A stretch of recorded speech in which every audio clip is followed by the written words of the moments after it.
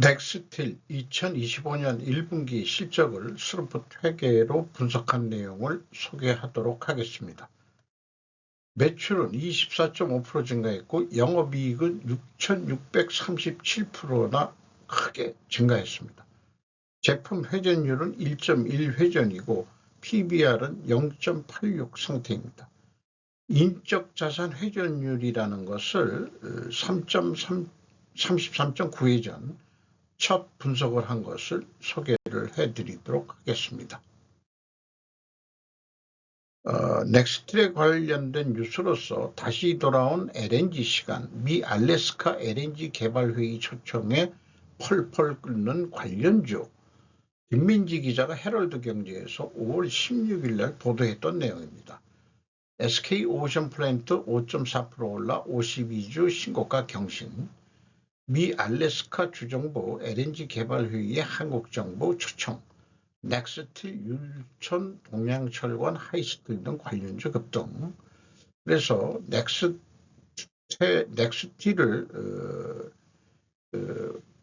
찾아보니까 1990년 1월 15일에 대원공업 주식회사로 설립이 됐었답니다. 그리고 ERW 전기 저항용적 강관 중 아시아 최대 외경인 26인치 관관을 생산한답니다. 신규 시장 확대 진출을 위해 캐나다 법인 넥스틸 캐나다를 설립을 했답니다. 그리고 회사는 친절하게도 회사를 운영하는데 필요한 관련 법규들을 나열해 주고 있습니다. 이런 것들은 꽤 귀중한 정보인데 기업을 운영하는 데 있어서 많은 이 규제, 제약 조건들이 있다는 거죠. 그리고 강간회사이기 때문에 특별히 규제, 무역 규제에 해당하는 것은 미국 무역확장법 섹션 232 조항인 모양인데요. 미국의 수입산 철강에 대한 수입 규제 조치로서 반동핀, 상계관세, 세이프 가드 이런 조항들이 적용이 된다는 것을 얘기하고 있습니다. 우리나라 안전사고 때문에 중대재해 처벌 등에 관한 법률이 세죠. 산업안전보건법, 대기환경보전법, 물환경보전법, 폐기물관리법, 화학물질관리법.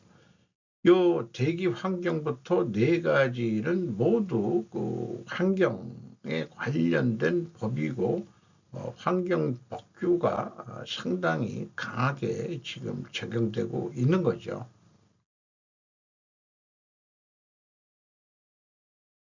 먼저 원가회계 손익으로서 매출이 1,568억 원을 달성해서 24.5%가 증가했습니다. 그런데 가공비 배부 재고자산은 1.7%를 감소시켰습니다. 매우 바람직한 결과입니다. 매출 총이익률 11.4% 상승했고요. 판매관리비 0.2%밖에 증가를 안 했습니다. 그 결과 영업이익은 228억 원으로서 전년보다 무려 원가회계는 9,187.4%가 상승했습니다. 스루풋 회계로 분석한 결과는 매출에 비례하는 매출 재료비는 892억 6,200만 원으로 4.1%가 증가했고 매출 증가율에 비해서 마이너스 20.4% 차이기 때문에 원재료 가격이 대폭 하락했다고 추론할 수 있겠고 또 원재료 가격이 이만큼이나 내려갈 리가 없기 때문에 판매 가격도 상승했을 것이라고 추론해 볼 수 있겠습니다. 스루풋율 11.2% 상승했고요. 운영경비 7.2% 상승했습니다. TOE 생산성 1.58로 0.58% 크게 상승했습니다. 스루풋 영업이익은 249억 원으로서 6,637.1%가 상승했고 원가회계 영업이익보다 20억 7,900만 원이 더 이익이 났는데 이것은 가공비 배부 재고자산이 감소했기 때문입니다. 재고자산 내역을 보면 제품 하나 딱 있습니다. 가공비 배부 재고자산은 18억 9천만 원을 줄였습니다. 전년도에는 110억 원이나 증가했었고요. 나머지들은 이 분석에 반영을 하지 않습니다. 이런 표현이 있습니다. 당사는 당분기의 재고자산의 순실현 가능 가치에 따른 재고자산 평가 충당금 환입 1,899 100만 원, 100만, 1,000만, 억, 10억, 18억 9,900만 원이네요. 전분기 재고자산 평가 손실 100만, 1,000만, 억, 10억, 18억 6,100만 원 인식하였으며 손익계산서의 매출원가에 포함되었습니다라고 소개를 하고 있습니다. 재고 증감액을 공시해 주어야 분석의 생명을 불어일으킨다. 이 증감 내역은 제가 여기까지만 공시를 하죠. 그런데 증감 내역까지도 공시해 주는 회사가 나오길 희망합니다. 분석의 생명을 불어일으켜 줄 것입니다. 그리고 여기 보니까 담보 제공 재고자산이 있어요. 345억 원. 전체 재고에 은행에서 담보 제공하는 것은 345억 원을 잡았습니다.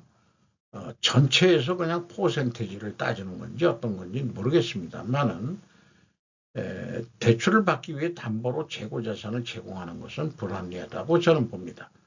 대안을 최근 제시한 것은 퇴직급여 충당 부채를 인적자산으로 인식을 바꾸는 것입니다.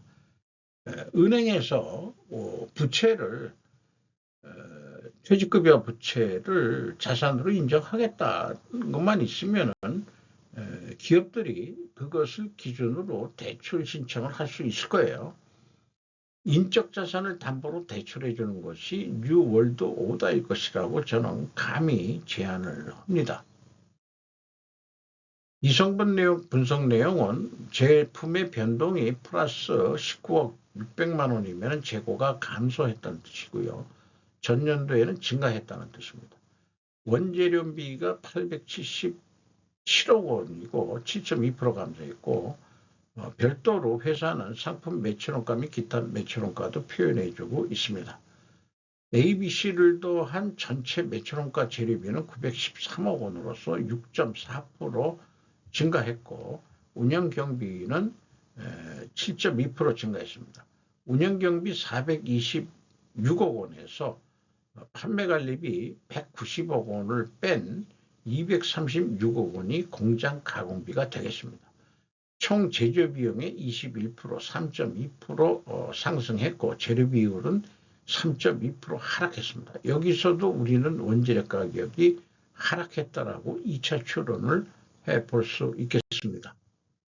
그래서 재고자산의 변동 내역을 비교해 보면은 차이가 1,600만 원, 그 다음에 전년도에는 마이너스 4,900만 원 차이가 있는데 계획금액을 추적할 단서는 찾지를 못했어요. 이렇게 잔잔하게 왜 차이가 날까? 제품 한 가지인데 재고자산 명세에 상품 계정이 없다면 아까 상품 매출원가가 있었죠. 근데 상품이 없죠.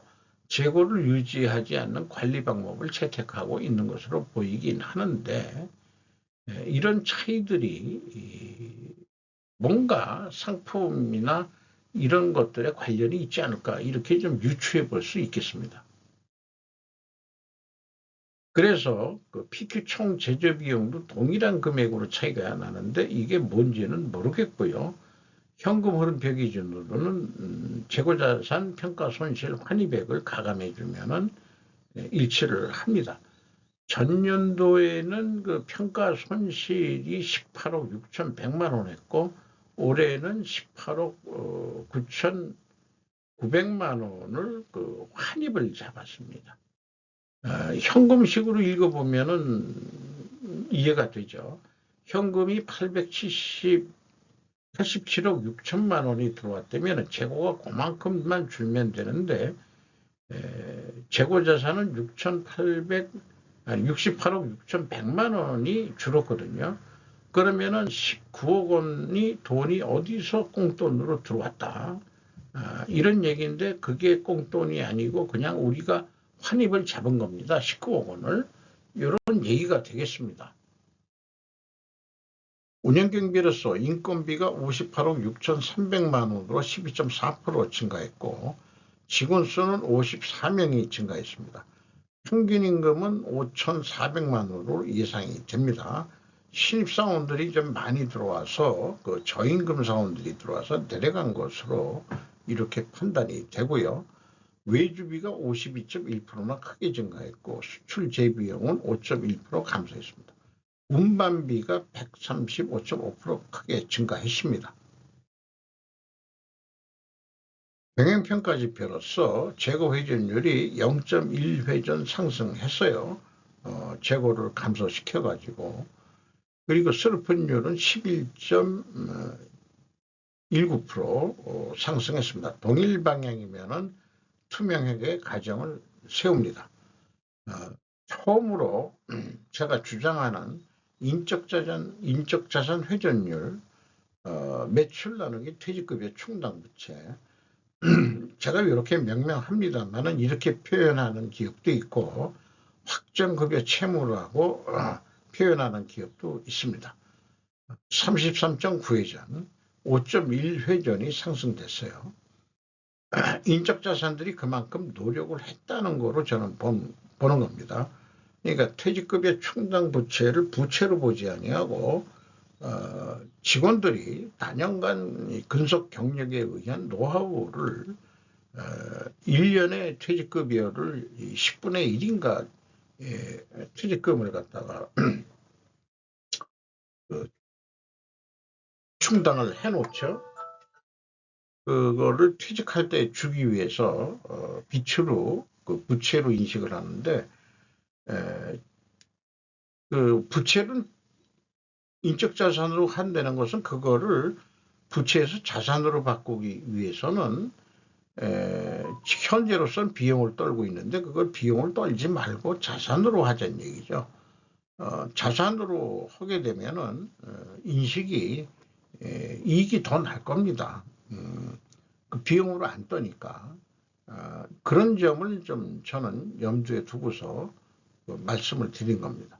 어쨌든 직원들의 노력으로 직원들의 그 노하우 굿윌이라고 할 수 있겠죠. 무형자산 성격으로 인식을 해서 33.9회전했다. 직원들이 노력한 결과다. 이런 것들을 평가해 줘야 되지 않겠냐. 임금 협상할 때도 이런 걸 좀 해줘야 되지 않을까 이런 생각을 해봅니다. 그래서 어쨌든 두 가지 요소가 다 상승했기 때문에 투명하게 가정하는데 이걸 입증하려면 원재료 가격이 하락해야 되고 판매 가격은 인상이 돼야 됩니다. 그리고 수량에 의한 회전율도 상승이 돼야 됩니다. 그래서 원재료 단순합니다. 열연 코일, HR 코일 6.3% 하락했습니다. 그리고 판매 가격은 1.7% 거꾸로 상승을 했습니다. 그래서 지금까지 한 내용을 요약표를 해보면은 선입견선서하고 비성분에서는 원재료 가격이 하락했다라고 추론했죠. 그리고 그 투명계 가정을 세웠는데 이것도 입증하려면 원재료 가격이 하락해야 되고 판매 가격도 상승해야 됩니다. 확인 결과 원재료 가격이 6.3% 내려갔고 판매 가격은 1.7% 상승했습니다. 합격이 되겠습니다. 1분기 실적을 가지고 연말 매출액은 6,270억이 예상됩니다.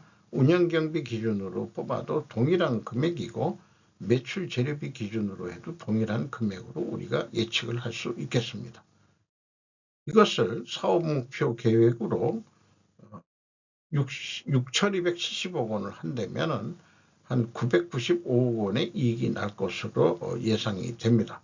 그리고 재고 회전율이 4.3회전 예상이 되는데 실행 계획으로 4.6회전까지 성공을 한다면은 매출액은 6,728억 원을 달성해서 운영경비가 2% 증가한다 하더라도 영업이익은 1,159억 원으로 증가할 것입니다.